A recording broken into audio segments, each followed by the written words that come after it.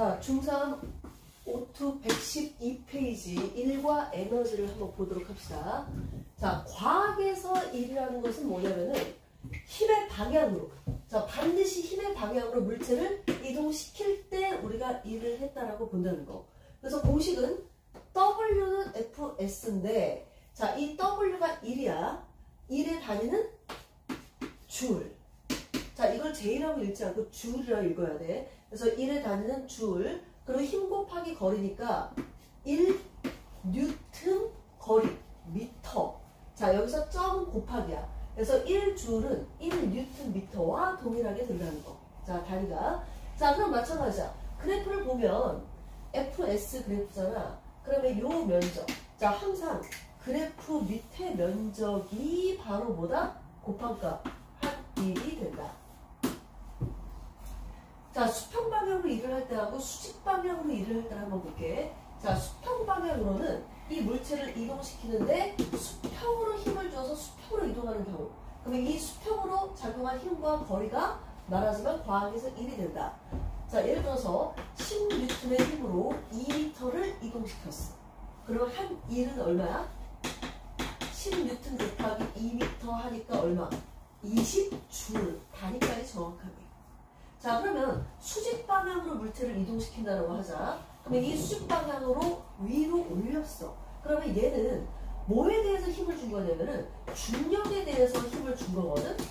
그래서 수직 방향으로 일을 하는 경우는 중력 곱하기 높이 해주면 되는 거고, 자, 이 중력을 우리가 다른 말로 무게라고 불러준다. 그러면 무게는 구하는 공식이 9.8 질량, 요게 무게고 곱하기 h니까, 자, 이때 해준 일은 9.8m, 요게 무게 곱하기 높이 해주면 된다는 거. 자, 예를 들어서 얘가 2kg을, 자, 2m를 올렸다고 하자.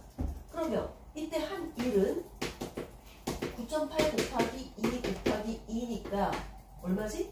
4 곱하기 9.8 해주면 4, 9, 36, 4, 8에 32, 39.2줄. 이렇게 되겠네? 4, 8에 32, 4, 9, 36. 그치? 그리고 항상 끝에 단위를 잘 붙여줘야 돼. 자, 1은 힘 곱하기 거리이기 때문에 힘의 단위가 줄인 거지, 1의 단위는, 힘의 단위는 뉴턴인 거지, 1의 단위는 뉴턴이 아니라 반드시 뭐다? 줄이다. 그리고 수평으로 움직일 때와 수직으로 움직일 때를 구별을 해야 된다. 예를 들어서 수평으로 이동을 할 때는 이쪽 방향으로 지금 중력이 작용을 하는데 이 중력은 이 물체에 영향을 주지 않아. 왜? 수평으로 이동을 하기 때문에. 수직으로 이동을 할 때는 중력에 대해서 반드시 일을 해주게 된다는 거. 그래서 수직과 수평을 나눠서 봐야 된다. 자, 그 다음 한 일이 0인 케이스. 자, 한 일이 0인 케이스는 세 가지야. 힘이 0이거나 거리가 0이거나 힘과 거리가 수직일 때. 자, 교재를 잠깐만 볼게. 자, 교재를 보면 힘이 0일 경우는 스케이트를 타고 등속 운동을 하는 케이스라고 되어 있는데, 자, 등속 운동을 하는 경우는, 자, 마찰이 작용하지 않을 때가 조건으로 들어가. 자, 마찰이 작용하지 않는 등속 운동에서는 반드시 강한 힘이 없다. 자, 두 번째는 아무리 밀어도 움직이지 않을 때, 특히 벽이나 바위 같은 경우.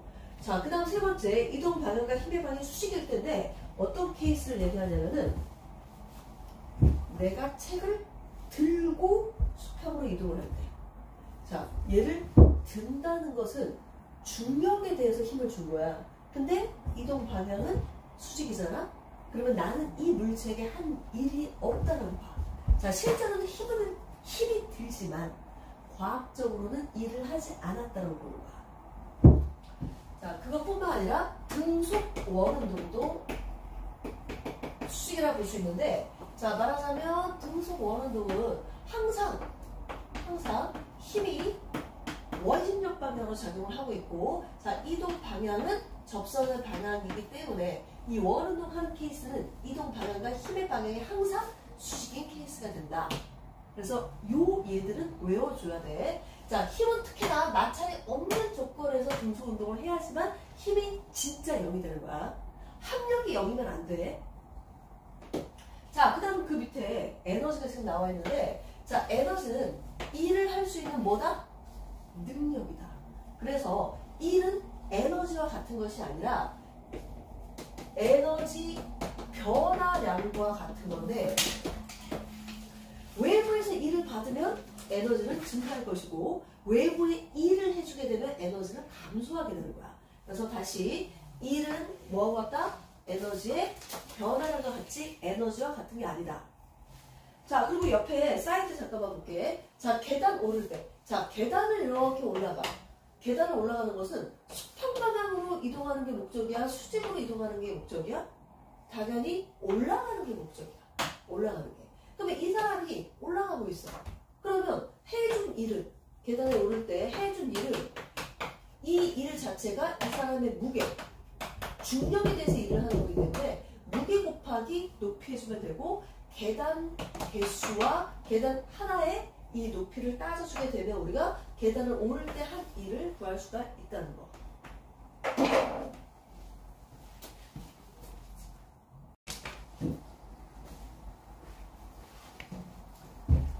자, 중력에 대한 위치 에너지. 자, 중력에 대한 위치 에너지는 가장 중요한 게, 자, 기준점이라는 게 중요해요. 기준점. 그래서 보통 기준면이라고 얘기해 주는데, 자, 별말이 없으면 지표면이 기준면이야. 별말이 없으면.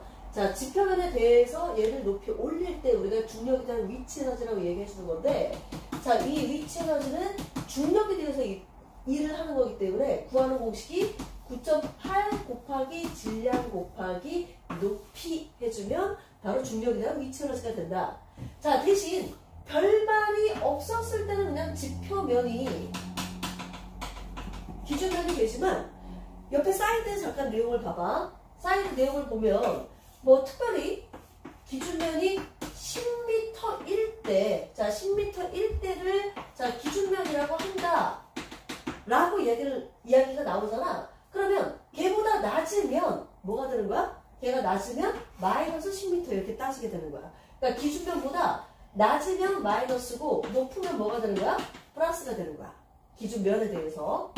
자, 그래서 이 기준면을 따지는 게 매우 중요한 거고, 이 위치 에너지는 이 높이를 따질 때 별말이 없으면 지표면에 대해서 구해주면 된다.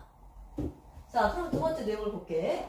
자, 추를 떨어뜨렸어. 자, 추를 낙하시켜서 이 나무에 부딪히는 경우를 얘기하는 건데, 자, 추를 낙하시켜서 나무를 밀었어. 그랬을 때 이 나무가 요렇게 밀려난 거리가 주어질 거야. 그러면 이 나무가 밀려난 거리는, 자, 실제로 이 추의 위치 에너지가,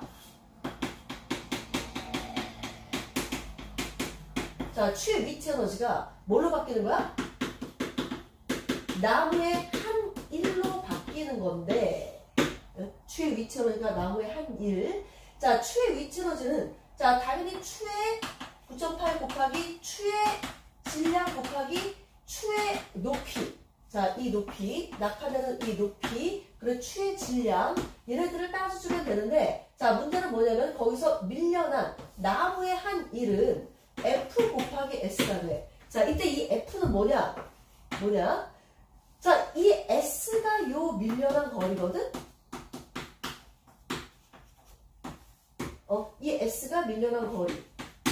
그럼 이 F는 뭐가 되냐면은 이 나무가 이렇게 밀렸을 때, 자, 받은 마찰력.